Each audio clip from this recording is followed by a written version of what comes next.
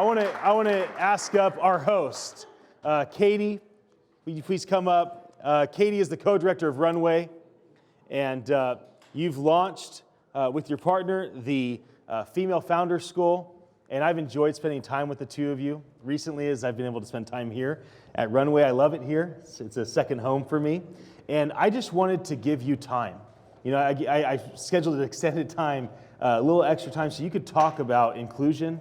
You could talk about diversity in terms of tech, what you're actually working on, and I can't wait to hear what you have to share. So the first question that we had discussed was, what is possible in the next decade? Sure. First of all, I want to say we're so excited to have you, Ian, as part of the Runway family. You are just exceptional. Can we give a round of applause to Ian for his nice women? We really appreciate it. In the next 10 years, the Bay Area will be more prosperous. Yeah. And this will be because the technology industry will be leading the way in inclusion. We'll see more diverse executive teams. We'll see company practices and hiring practices that are more inclusive. And we'll see a broader breadth of needs met and problem solved. And this will lead to better financial results and more market opportunities. And this is why we are starting the Female Founder School, because underrepresented founders are the source of this prosperity. From our experiences, when I first started as a founder who did not know what she was doing, I wasted a lot of time on ideas and spent a lot of money. And what I realized is that until I came to Runway and got the mentorship and support I needed, I was just spinning my wheels. And this is why we want to bring the framework, the mindset, the network to not only later stage founders who have the money and the support, financial support, but the really, really early stage, idea stage founders who will change this industry for the next decade. That's great. That's right. And the Female Founder School is a 3-month-long program to equip aspiring female founders with the tools and the connections to enable them to test their ideas and start companies. And you have one going on right now. That's right. And Jackie Sino's a part of it. That's right. You know, we both think Jackie's a hero, right? We've talked about how inspirational Jackie's been to us personally, and I'm so happy that she's connected with you. We're lucky to have her, absolutely. She's lucky to have you and vice versa. Now, you already have your first cohort launched, and you're going to be doing these regularly. So if there's a woman that's in the audience, if there's a woman that's watching online live or the archive, like how can they get involved? What would make them qualify? What does it take to get in the club? Sure. Well, first I would say that everyone should be part of this movement. Everyone has a role to play when it comes to supporting underrepresented founders. Whether you're a mentor, whether you're an executive, whether you're a student or an investor, we all have unique experiences, unique insights, talents, qualities, decision-making power that we can bring to bear on creating a more inclusive technology ecosystem. Specifically, in terms of if you are interested in being a founder, whether or not you're ready to quit that daytime job. And by the way, we have plenty of founders in our program. It's actually designed for women who are actually working full-time. Or if you're a mother who has multiple things to juggle, we want to bring that framework and all the support to you. And so it is created with that in mind. And then the other thing that I touched a little bit up on earlier is that you're never too early, because a lot of the frameworks that's in place that we're familiar with, especially in Silicon Valley, it's really for founders who already have that MVP, who already have that traction. That's when you're getting the financial support and the accelerator support. People are giving you money.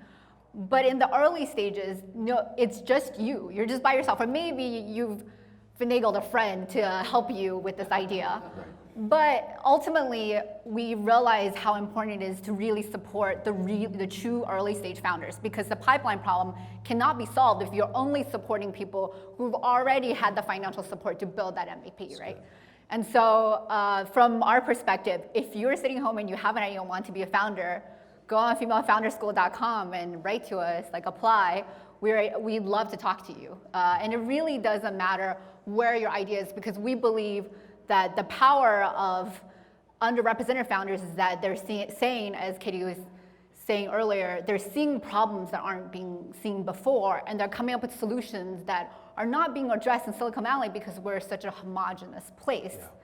And so, anyone, and the other thing is, if you don't necessarily see yourself as being a founder, I encourage you to use your financial power. We're seeing now more than ever that women are becoming more financially independent. And a lot of times, the money that you're spending doing your day job is just going to your savings account or checking account, and maybe you're investing it a little bit. But we want to encourage more women to see, and men as well, allies, to see the power of their money and how it can go towards supporting these early stage founders. Because right now, 95% of venture capitalists and institutions are men. And so if you see the power in these underrepresented founders, go mentor them, go have a conversation with them, and even maybe invest a little of your savings with them. That's great. Do it.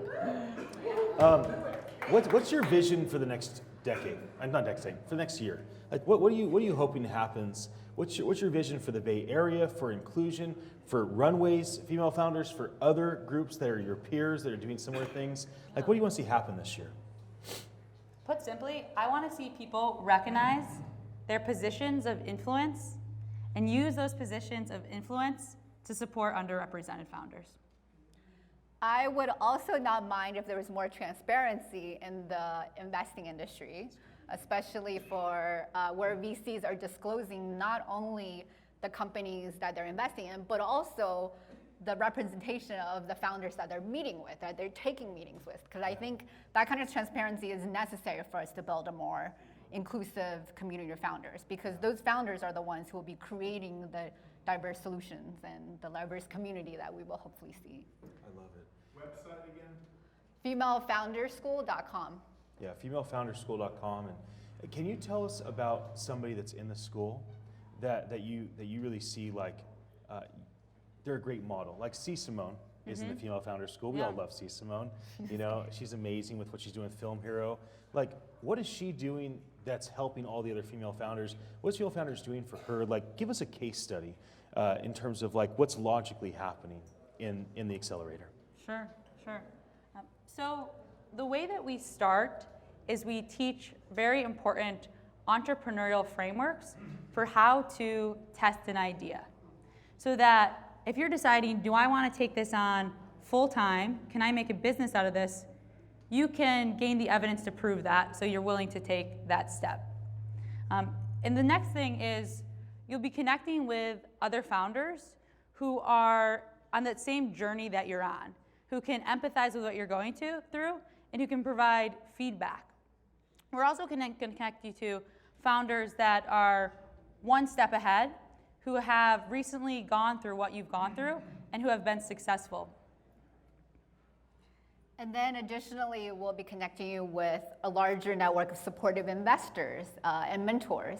And so all of this is to bring to fruit this entire cohesive community where Simone, in the case of Simone, she's not only a participant, but she's also mentoring other women in the same community. Like? I mean, so there's so many powerful women that have been very, very successful. And what does it look like for somebody that has success, can advise, can mentor, can guide? What does it look like for them to get involved, and how would they get a hold of you to engage with you? Sure.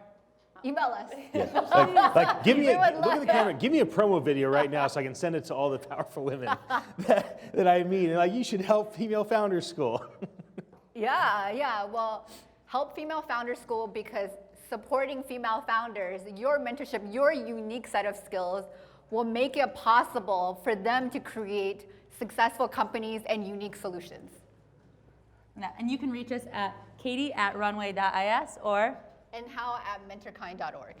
And that's runway.is is. Yes. Thank you so much for hosting us, for letting me be part of your family, letting me do these events. We love it. Love having you.